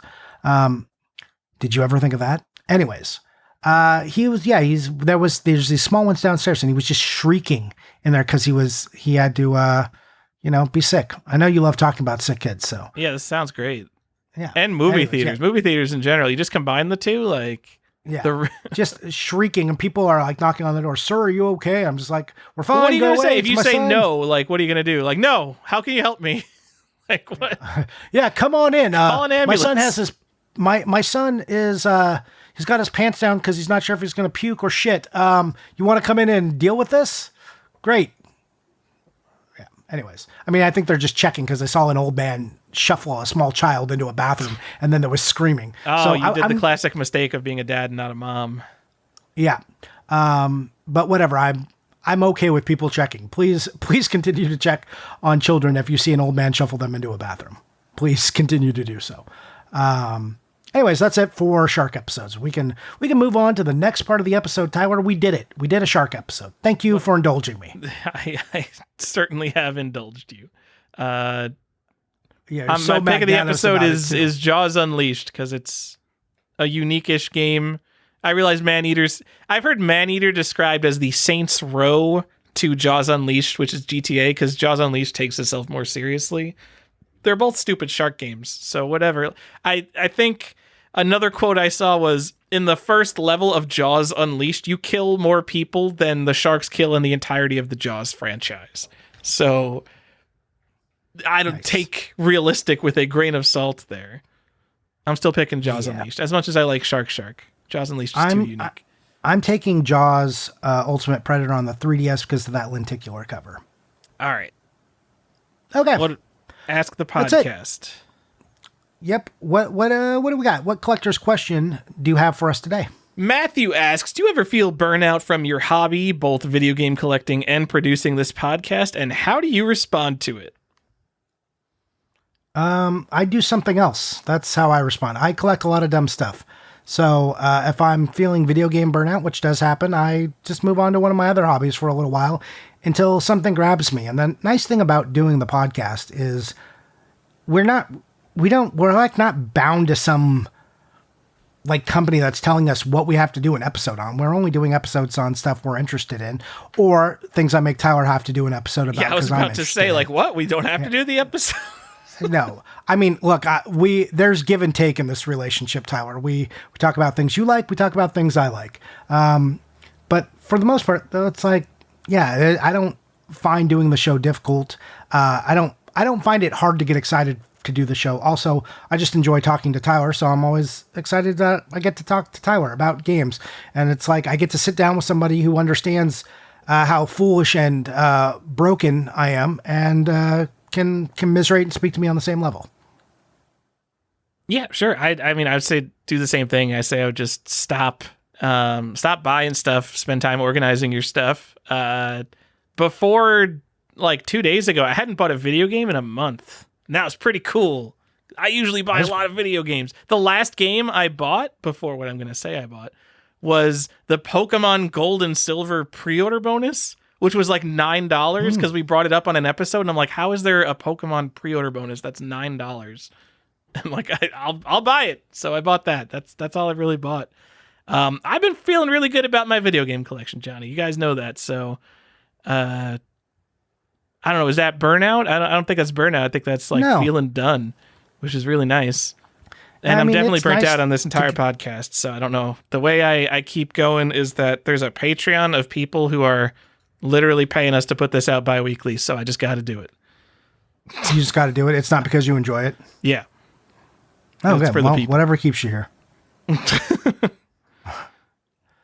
Yeah, that's, I don't know. I don't feel that way ever about doing the podcast. I'm always excited to talk about something stupid on the podcast. Yeah. It's because you don't have to edit it, I think. That's the one. Look, man, we can figure out a solution. So you aren't doing it, but you are. No one not else can. wanting to- What if we made like a mistake talking about Killer Shark from Sega? Like no editor we pay is ever going to catch that in editing. So one of us has to edit the podcast. I mean, or we can just live with those mistakes and issue a correction at the start of the next episode. No, I'm not, because I'm not listening back to it. I have to see, when I listen back to it is when I catch mistakes. I'm not going to listen to our edited show. That's what I've already lived this. Okay. Well, look, if you don't want to find solutions with me, I don't know what to do. You know what? People who complain they don't want solutions, Johnny, they just want to complain. Okay. Feel free. I'm here to listen to you, Tyler. As you know. Matthew also asks, what are your favorite video game podcasts and YouTube channels, and why? Any least favorite ones that come to mind? Yeah, like every single one is my least favorite. Johnny I fucking hate them. Oh my God. I hate video game creator content. It's bullshit. It's terrible. Just the lowest bar that they're creeping over. There are some people I like who like play games or talk about games in that manner, but as far as the collecting stuff, just I can't. I'm just like, I will just be mean to people, so it's just best to say that I don't enjoy it. Okay. I'll give a few recommendations here. So, I mean, there's a lot of obvious ones. I'm not going to be saying like GameSack and the Angry Video Game Nerd. The They Create Worlds podcast. I'm just going to say all the Tiger Wolf stuff. That's like a legitimate video game podcast about video game history where they do like real in-depth research and interviews and like actual stuff, like not just reading the research that's already been done via a Google search. Like those guys are serious about video game history. I mean, that's the one. That's the, if you want a serious podcast, it's not just like Collector's Quest where we bullshit around for 3 hours every episode. That is a serious video game podcast. And then I have mentioned this on Collector's Quest, I'm sure, Johnny. Jason Graves. I love the Jason Graves YouTube channel. That guy's got like 20,000 subscribers now, which I guess isn't nothing. But he has the best reviews of Super Nintendo RPGs. He's playing through every single Super Nintendo RPG and giving them realistic reviews. And he doesn't have like that same cadence that all the YouTube reviewers have. He sounds like a regular person, and I love that. He branches out more than just Super Nintendo too. He plays some other stuff. So he's very good. He plays more stuff, obviously. He's played almost every Super Nintendo RPG, and that's really helpful from a review perspective, because when he does a review, he can compare it to every other game that's been made and like really draw connections within the genre. Whereas if like someone on IGN reviews like, oh, Virtual Console Breath of Fire 2 came out, and they've just been assigned to review Breath of Fire 2, like they don't know anything about the genre, about the context, the review is really worthless. They're just like, it's a great retro game that really evokes feelings of the 16-bit era. It really makes you feel like the Dragon Master going to collect the Dragon Crystals. Yeah, that sounded gross. It sounded like ChatGPT just wrote that for you, but also like IGN, so good job. Yeah. And then I think I've also mentioned Kim Justice. Kim Justice does a lot of reviews and just like really long content on British computer games, ZX Spectrum, Commodore, stuff like that, and Amiga. Just content all the time, just these 4-hour long videos. I don't even know how these videos are so long, but yeah, Kim Justice is more popular. She's got like 90,000 reviewers, 90,000 subscribers. All right, let's not forget to mention Game Rave TV. So go check out his Game YouTube Rave now. TV. Yeah. Jason does not have nearly as many subscribers as he should, considering he's the authority on PlayStation stuff. It's crazy. Yeah, and he does great videos too, and he does a lot of actual research and work to get these done. So please check out Game Rave TV. Has he changed the name to PlayStation Library? No, it is Game Rave TV, one word. Although his YouTube header says PlayStationLibrary.com, powered by Game-Rave.com, and Game Rave TV, one word. Jason, you do have a branding problem, but we love your YouTube channel. We do. Also, SNES Drunk is someone I like to put on in the background, usually entertaining. And then there are some others too. Hey, if you're not watching Retro Games -Code oh my God, -UK, so good. This man is just the best. I don't care. He's just talking to you about this new stuff that came into his store and games he likes, and he gives them a rating, and his countdown is ridiculous. It's like watching Sesame Street, the countdown, but about retro game. Everything about it is delightful. His passion is wonderful for it. So if you're not watching Jace over on Retro Games dash code dash UK, you are missing out. All right. I think those are some good recommendations, Johnny. Yeah. Oh, and Tiger and Wolf has a new podcast, so check out his. Yes. So what was it on? It was on Which Koei game was it on? Was it Romance? I'm looking for the YouTube channel. How do I find the Tiger and Wolf YouTube channel? It is. I have it here because it's Tiger ampersand Wolf. Tiger Wolfcast is what it's called. Chris, you need to clean up your YouTube channel. This is a problem. So yes, 3 weeks ago it was on Anindo Way of the Ninja. They have an hour and a half. That's right, because he loves Anindo. But it's buried. Like, he also like uploads a bunch of like Koei footage and stuff that he has just to like get this stuff on YouTube, and just like some like translated things that he archives. Like, he uses it as an archive and then occasionally posts a podcast. We're gonna need to clean this up. We got one guy. We got Game Rave over here. He's got like an SEO problem because he's got like 3 different names, and then Tiger and Wolf. We're mixing our vintage Koei footage with your podcast here. You need a secondary channel. We do. Or they do. Yes.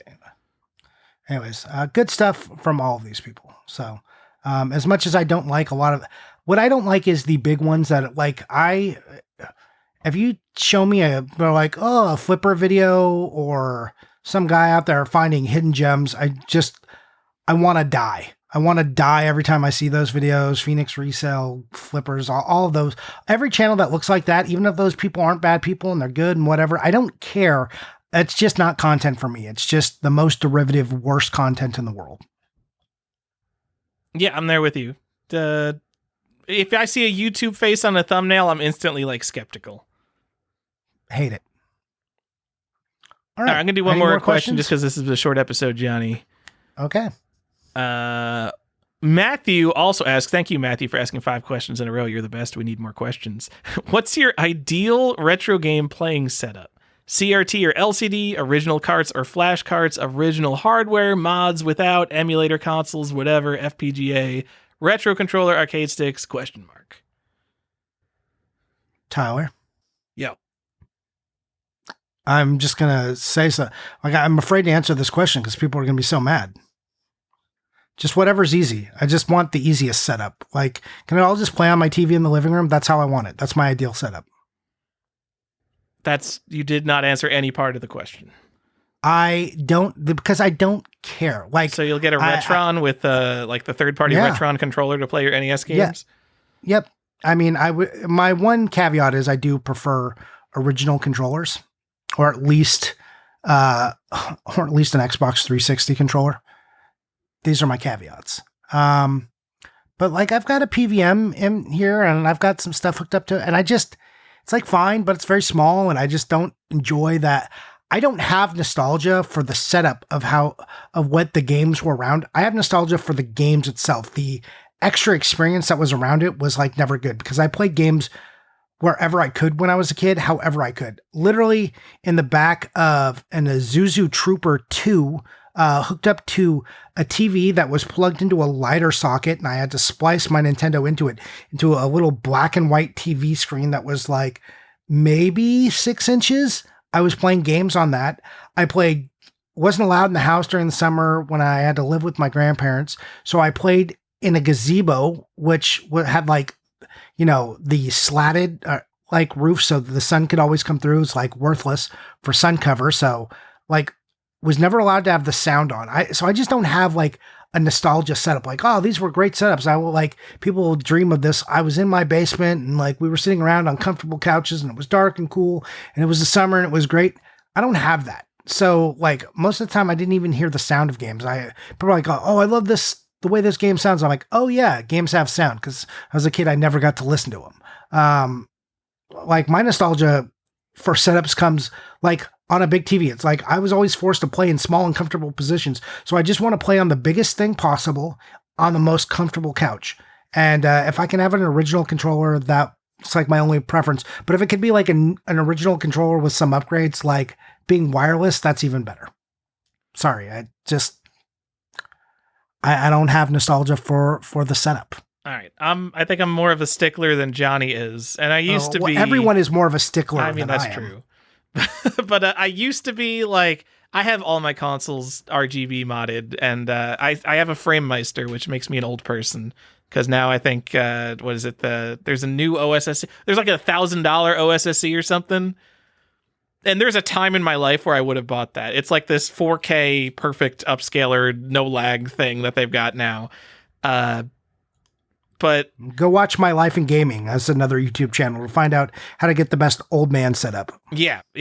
But I mean, I've emulated more and more as time has gone on, just because one, it's convenient, and two, like emulation has got really good and at times better than original hardware in multiple ways. Like with what's the terrible piece of software? RetroArch. You can it's just the worst. But like you can run like multiple copies of the game that are like a frame ahead of what you would get even on original hardware. So you could have like less input lag than original hardware with RetroArch. It's like some crazy feature that they've got. But yeah, I play a lot of games with an Xbox One controller on PC basically, because I do like emulators, like friggin' like Demon Souls. After my PS3 broke while I was playing Demon Souls, you go onto the PC emulator of PS3 and you can run Demon Souls at 60 FPS. And the same thing with all the Switch games. Like you could run Tears of the Kingdom 4K 60 FPS if you just don't play it on a stupid Switch, which can't handle it. So yeah, I've been doing a lot more emulation, and I don't like this the legal re-release emulation packs on Switch, because I'm still a stickler for like I need everything integer scaled and looking exactly how I want, and I want to set up my controls exactly how I want. So I don't want like the compilation packs that make it easy for you. I still want the fiddling with emulator settings, just not as much fiddling with emulator settings as RetroArch sometimes requires, and by sometimes requires I mean always requires. And I used to be a stickler for original controllers too. Like, so I guess I have I'm looking at my desk. Like, I guess I still have a Super Nintendo controller sitting here. But yeah, if I was playing like a PC Engine game, I've got like my PC Engine to USB thing hooked up, and I would always use the right controller. And like, man, as time has gone on, I just use an Xbox controller, and I don't care, because the Xbox One controller is so good. Really good. Man, controllers are bad. They are just bad. The Super Nintendo and the Xbox controller are just my favorite controllers. So I mean, yeah, they are.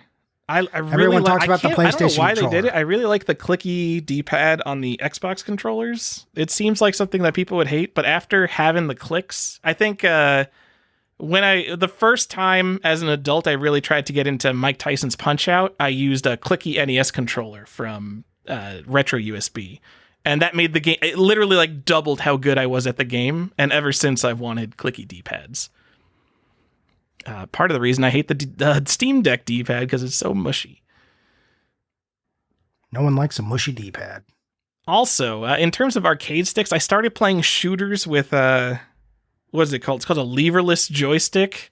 So it's basically a keyboard, but it's like an arcade stick, but it's all buttons. So like the up, down, left, right are all buttons. I started playing shooters using one of those.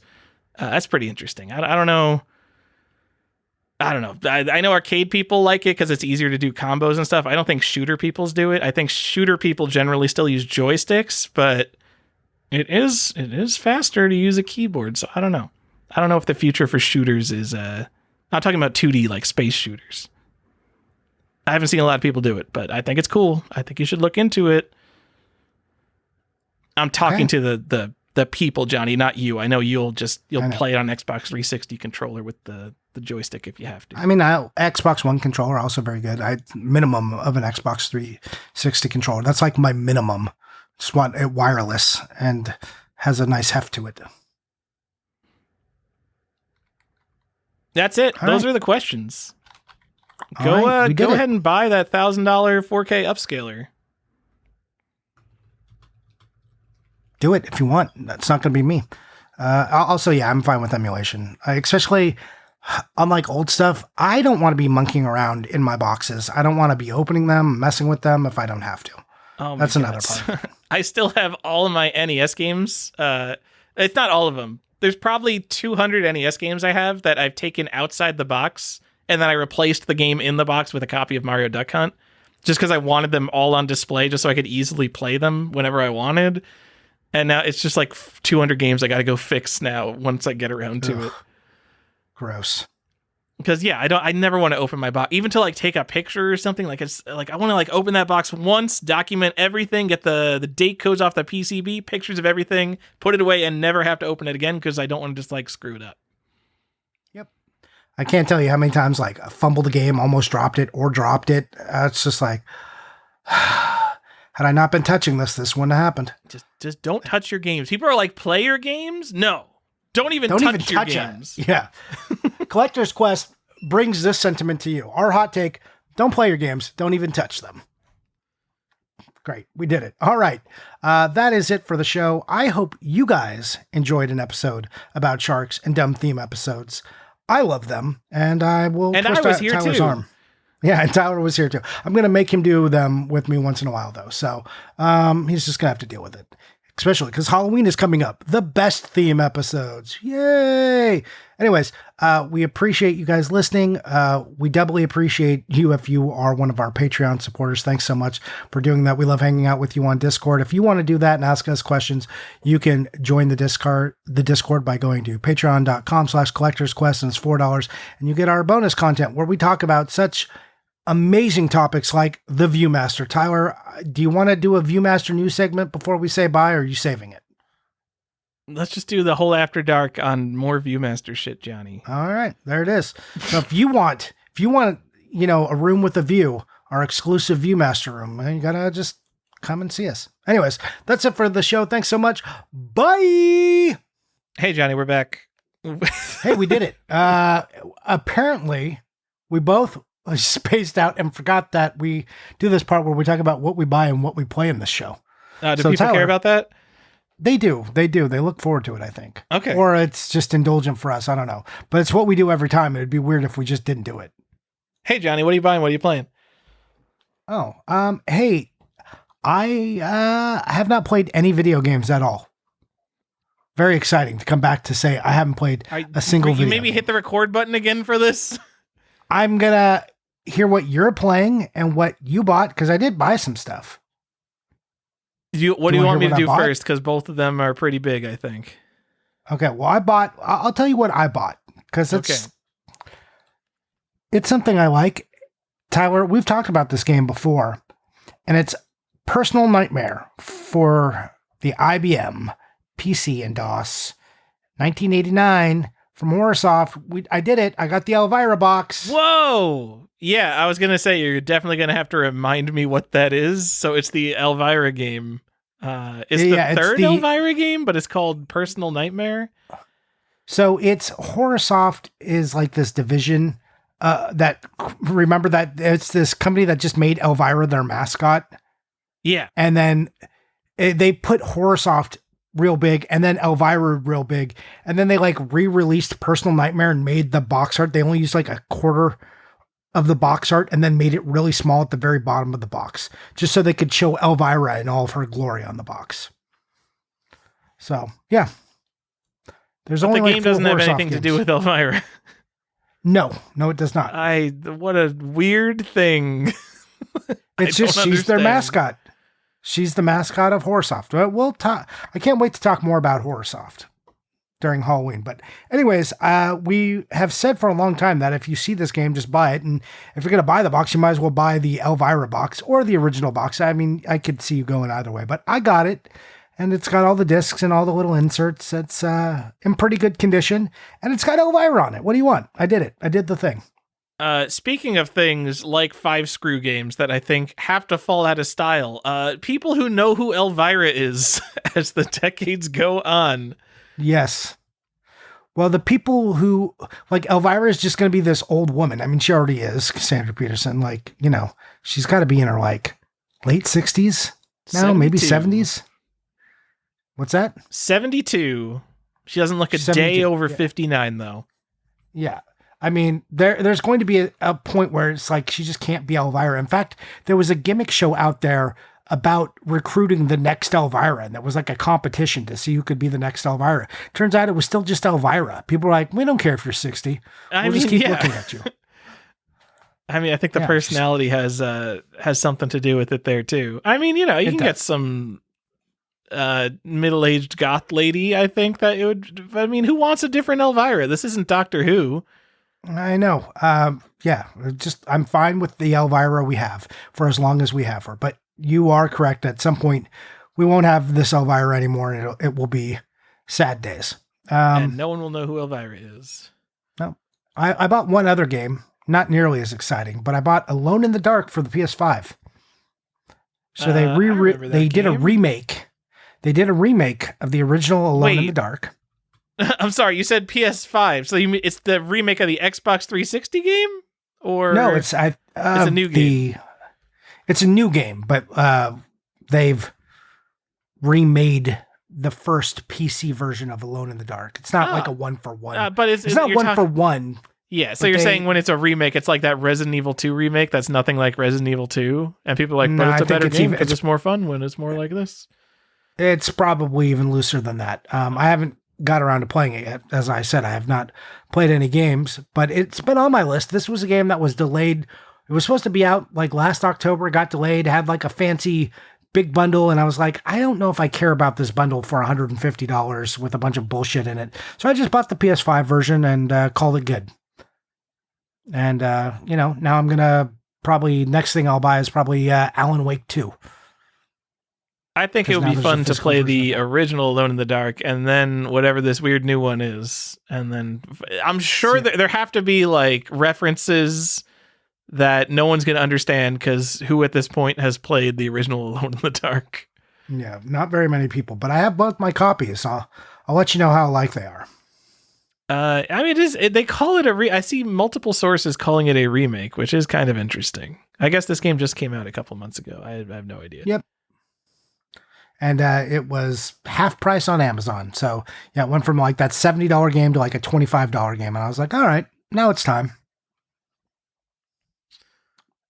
Anyways, I'll be playing that this October. It's my planned game for this October. Wow, you've planned games far in advance, Johnny. Yes, I do.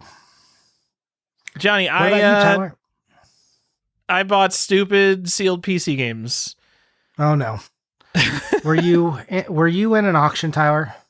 Johnny, I was in a heritage auction. Actually, the only game I've really had my eye on for a while is they had a sealed early print of Quake.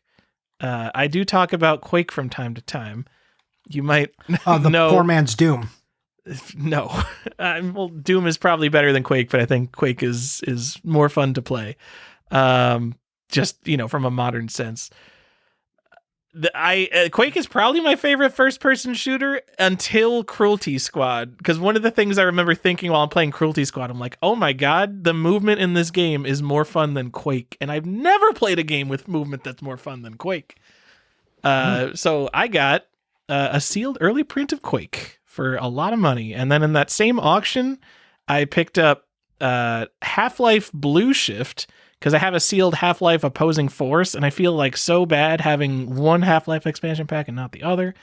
And then I got Thief the Dark Project, which I put a YOLO bid on because it's just from my childhood. And I got that for like $220, which is a lot, but I feel like that game is like really cool to be that cheap. This is like a heritage auction. That was like one of the cheapest things that sold in the entire auction was a Thief the Dark Project.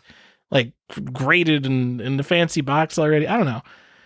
You probably don't have any feelings about Thief because it didn't have a console port, I don't think, and you just don't care, that means. I remember Thief being all over the place. I remember the box for Thief quite well. Yeah, because those cool IDOS boxes were trapezoids, just like Tomb Raider. Yeah. I think that's about all my feeling. It's a Looking Glass game, so it's in there in the same vein as Ultima Underworld and System Shock. I don't know, it's a super good game. All right, if you say so. Immersive Sims, stealth action. I don't know. Johnny, do you want to hear what I've been playing? It's I do. It's a lot. Okay. Johnny, you know about Factorio? No, I don't. What is Factorio? Oh man. It's an automation game, so it's sort of like SimCity, but you build a factory. So you make big production lines that just like automate, like conveyor belts to move ingredients around and things to move things in and out of your different production buildings. And it's super popular. This game has made like $100 million if you do the math on how many copies have sold. It is a super, super duper successful indie game, literally made by like guys in a garage.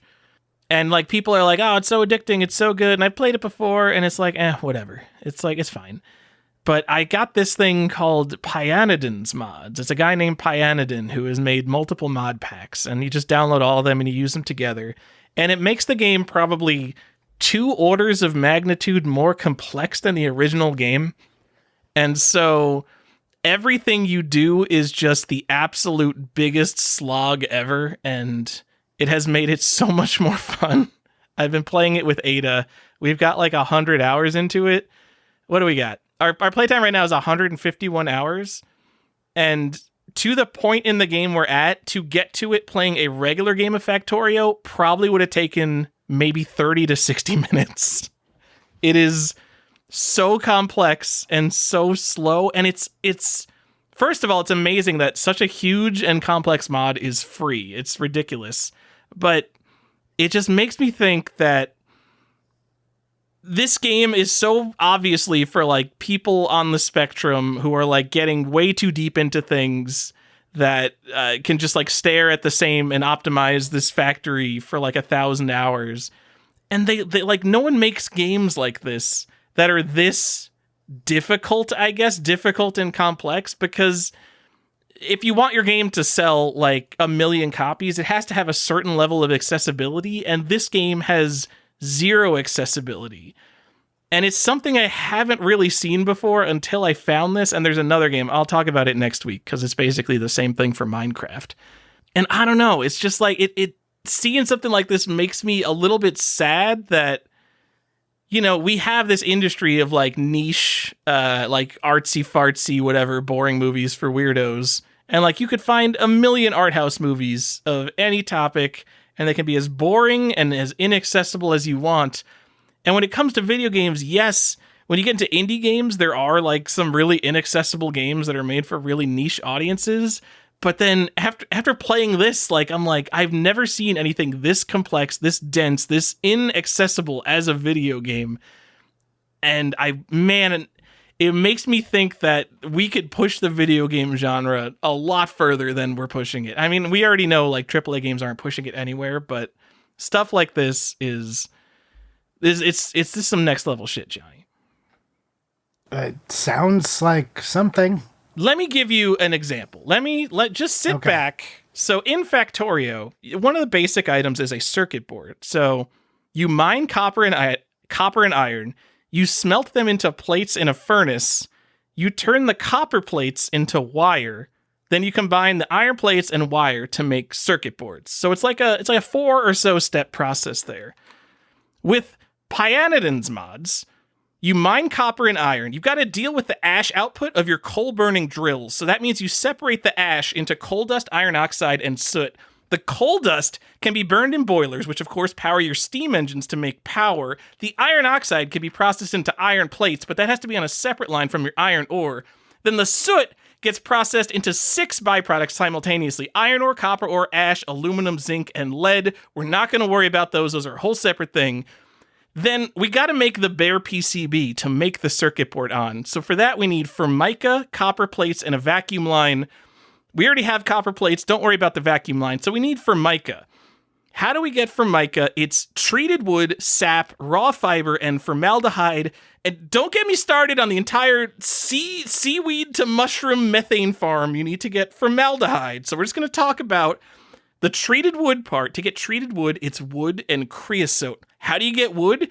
You grow it in a forestry with ash, water, and a tree seedling. But how do you get a tree seedling? You need a nursery with moss, water, and seeds. How do you get seeds?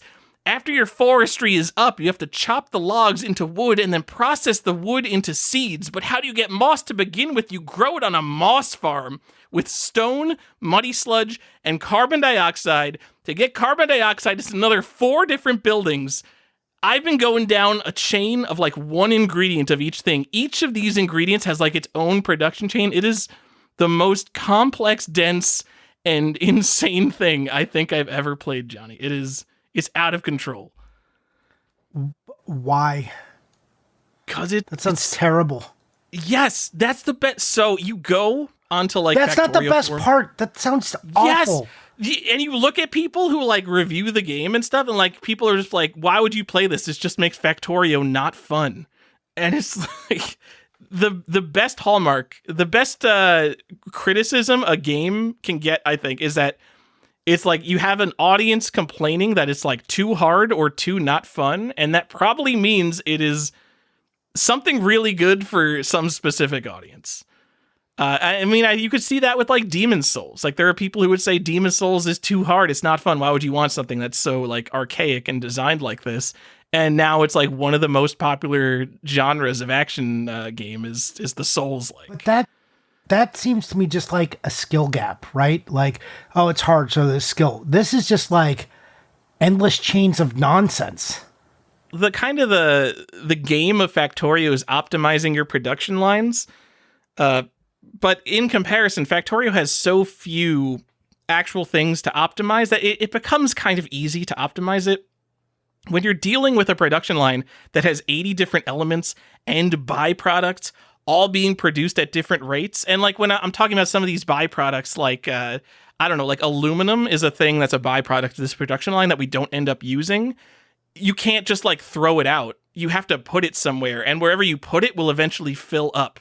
And we're talking like 80 different things you have to start managing like this. There is absolutely no way to optimize your production line. It becomes like a really difficult puzzle game. And this is a mod. It's got like 40,000 downloads. You can't just like go on YouTube and find the right way to do something. And it's so complex, there might not be a right way to do something. And I really love that. Because like if I'm having a hard boss in like Dark Souls, I can go and like, you can look it up on YouTube and it's like, oh, that's where you attack him. That's his opening. And with here, there's no wiki for this shit. There's nothing about this. This is like the like high grade refined on the spectrum juice, Johnny. Some people call it autism. I call it the dog in me. No, is that what you call it? Yeah. Anyway, it's you should check it out. I think there's a certain type of person that this would appeal to, and it is the type of person who wants to sit down and play a game for 1,000 hours. I've heard 1,000+ hours in some cases, and we're pretty slow, so probably 1,000+ hours. And that's kind of the game I look for with Ada, because we don't like switching games. We're not we don't want to play through an 8-hour campaign and then move on to the next game. When we sit down and play something, we want to like invest into our base, invest into our characters and things like that. So we look for the most complex, longest possible thing to do. Okay. What am I going to say? You're enjoying it? That sounds great. Yeah. All right. That's so we did it. We talked about what we bought and what we played, unlike what we've almost did. So good for us. Good for us on catching it. All right. Bye. Bye.